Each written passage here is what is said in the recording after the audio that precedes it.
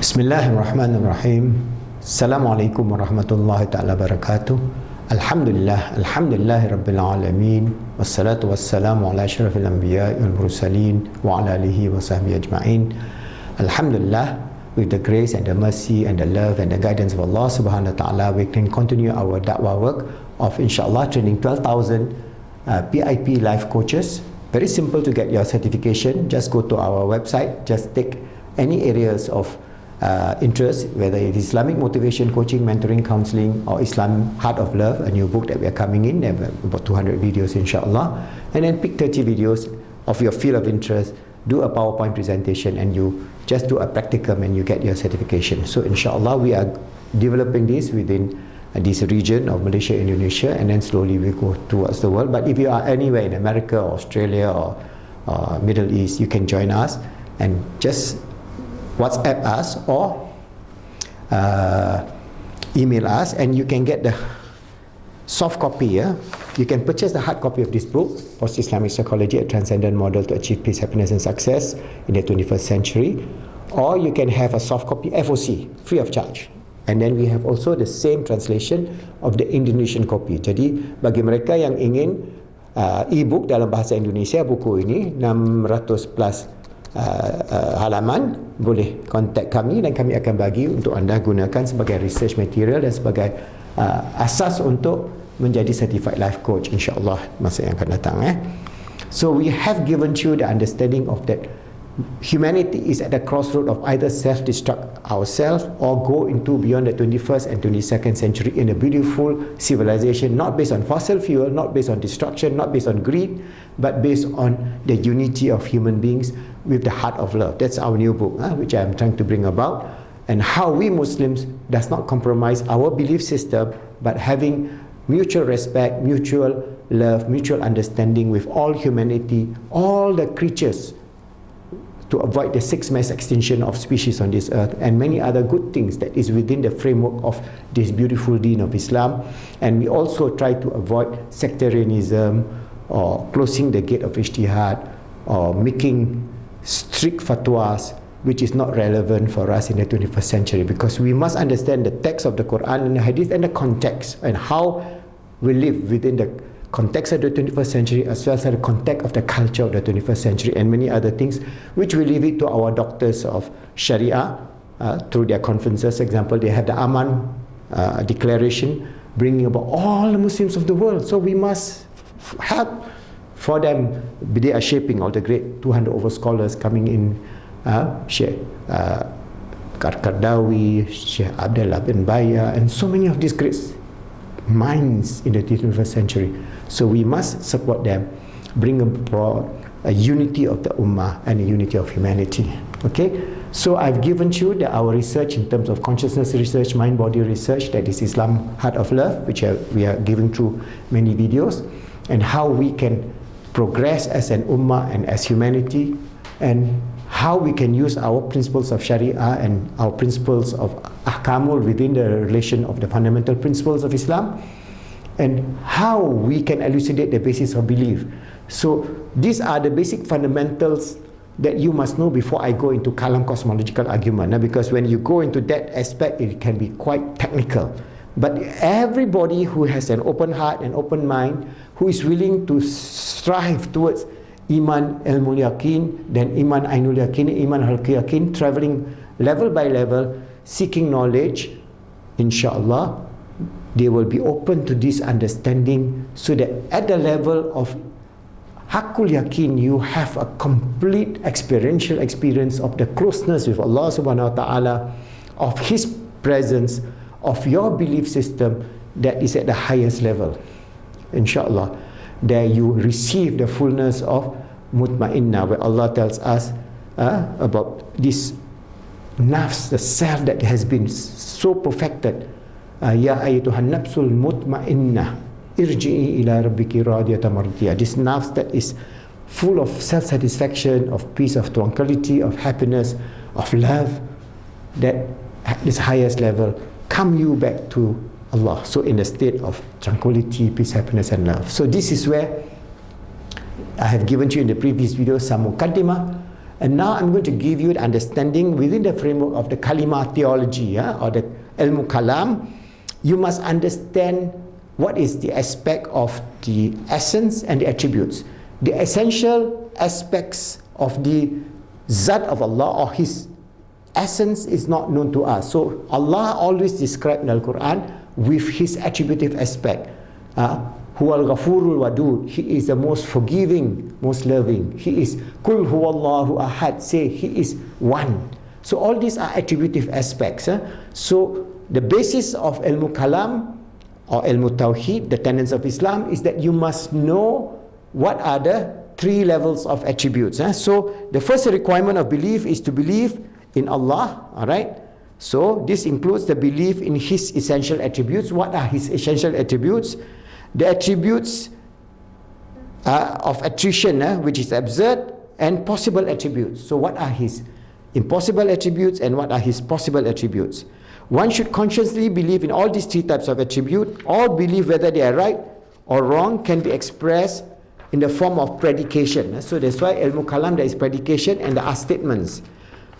And when such predication occurs in one's mind, they are known as intellectual predication.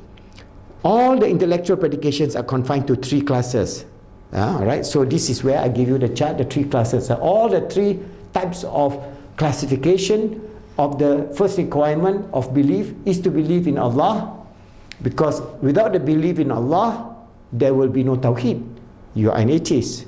So for a believer, believing in the one God, and then He has His attributes, aspects. So His essential attributes, His absurd attributes, and His possible attributes.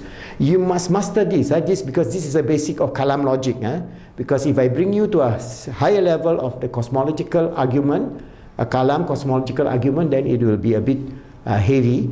But you start with this. So what are His essential attributes? Alright, the essential attribute is that the negativeness of which is not comprehensible to the intellect. That means something, this statement you say, for example, if you say that Allah is existent, that is affirmative and comprehensible to your intellect.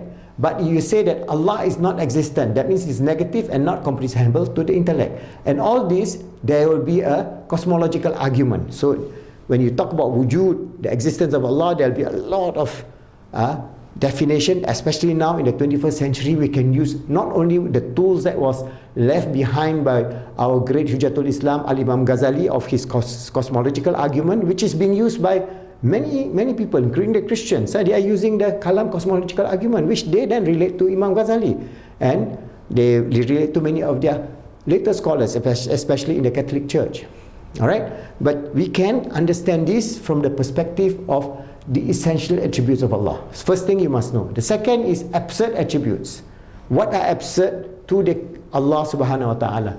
The absurd is that the affirmativeness of which that is not comprehensible to the intellect. That means if you say Allah is not existent, it is affirmative but not comprehensible to the intellect.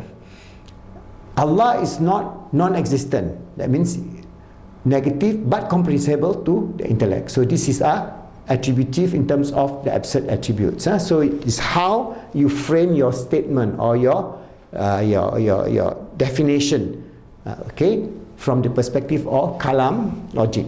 The third one is His possible attributes. The possible attributes